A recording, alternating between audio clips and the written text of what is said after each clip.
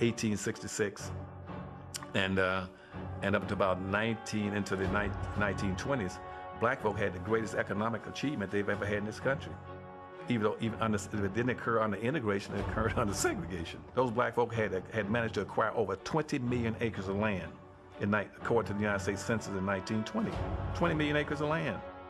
But between 1920s and 1950s, they lost almost all of it.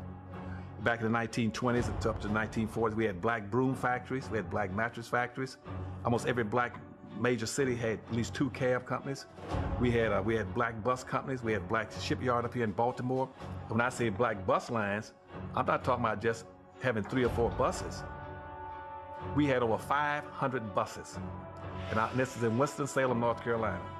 And our bus company didn't just service just the black neighborhoods, it serviced the blacks and the white neighborhoods. We had 2 black cab companies. We had the Harris Cab Companies and the Campbell City Cab Companies. But they used to have their own restaurants. They had the best nightclubs in the country. The blacks had 2 baseball leagues. Each baseball league had 8 teams. We had over 500 of the best baseball players in the world. But what did they do? They wanted to integrate.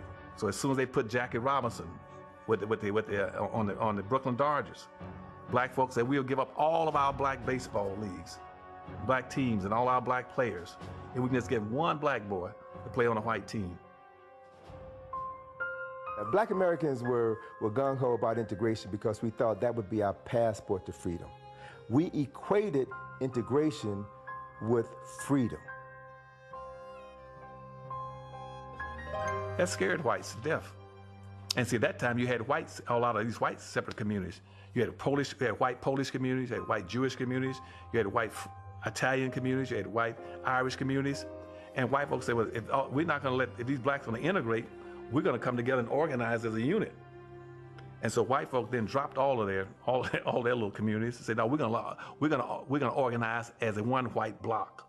We're not going to talk about I'm being Polish and you're Irish and German anymore. We ain't going to do that anymore. We're going to stick together as a group.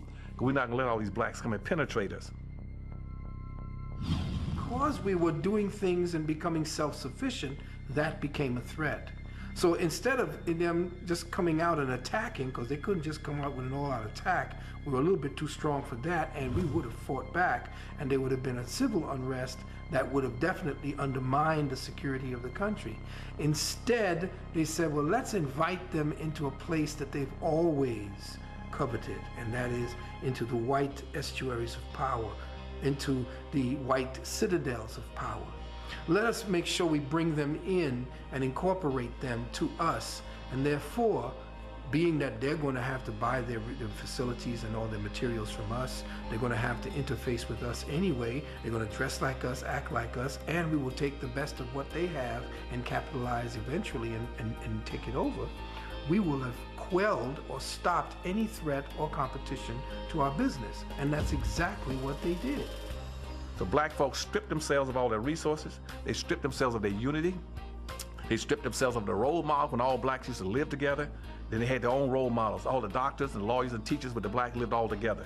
You had a sense of community. You knew each other, you trusted each other, you worked with each other, you participated with each other. You learned how to buy from each other, to sell each other, to support each other, to care about each other, to love each other. When black folk up in integration, blacks never locked their homes. We practice a very profound humanity. If an Asian opens a store in our community, we do not boycott and discriminate against them. If an Arab opens a store in our community, we do not boycott and discriminate against them. If a Jewish person opens a store in our community, we do not boycott and discriminate against them. We shop with all peoples. We treat all peoples equally. The problem is they're not treating us equally. See, we caught in our own humanity. And until we begin to address that and demand that others practice towards us the same human concern and love that we practice towards them, we will stay in this situation.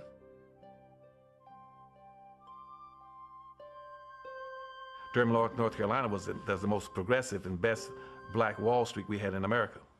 That's why you had all the black major insurance companies, mortgage companies, and banks and all was in Durham, North Carolina. Durham, North Carolina was the black Wall Street.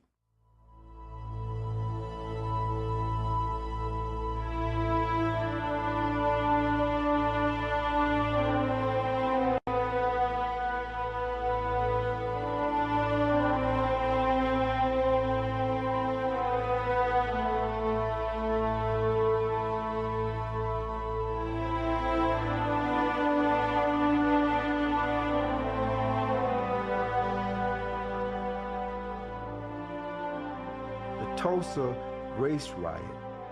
And it wasn't really a race riot because the people who rioted were the whites, not the Africans. The Africans defended their territory. They defended their stores and their businesses and their families, but they were destroyed by the whites who were envious of the economic power base that they had developed. And so you'll find that the disturbance ended when the sheriff of Tulsa commandeered a plane and had the pilot fly over the black community and drop sticks of dynamite. So Tulsa became the first city in the world that was bombed from the air.